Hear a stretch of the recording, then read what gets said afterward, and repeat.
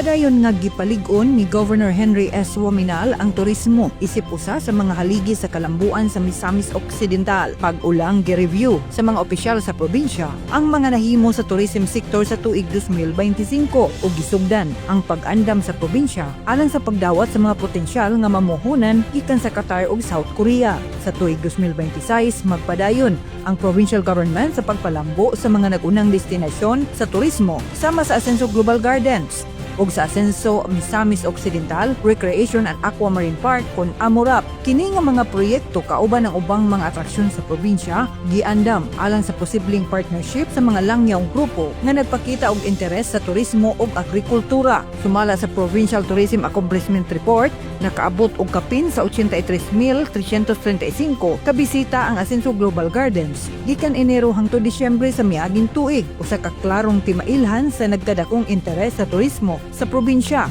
Isip kabahin sa tourism roadmap, gisugyot sa mga opisyal ang pagkumplito sa nahabiling bahin sa vertical garden, pagtukod og rooftop garden o pagpalambo sa usa ka Korean-inspired na landscape. Gilaw man usab ang pagbisita sa mga Korean investors alang sa posibleng investment talks na naglakip sa cable car project sa Asenso Global Gardens, ang proposed golf course sa Amurap ug pagbisita sa mga kakao ug coffee plantation sa probinsya. Kini nga mga inisyatiba mao ang padayon nga resulta sa investment mission ni Governor Wominal sa Qatar ug South Korea niadtong Disyembre 2025. Diin iyang gipaila-ila ang katahom ug dakong potensyal sa Misamis Occidental isip usa ka emerging tourism ug investment hub.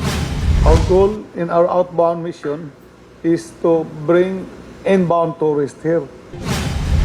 Uban sa turismo nga nahimong sentro sa internasyonal nga partnership, naglaom ang Misamis Occidental nga mapalig-on ang posisyon ni ini isip usa sa mga nag-uswag nga tourism destination sa Mindanao nga magdala og mas daghang trabaho, mas lig-on nga panginabuhi ug mas hayag nga kaugmaon alang sa tanang misamisnon. Sa padayon nga pag-andam og klarong direksyon sa liderato, ang turismo sa Misamis Occidental dili lang damgo kundi usa ka tin-aw nga dalan padulong sa dugang kalambuan.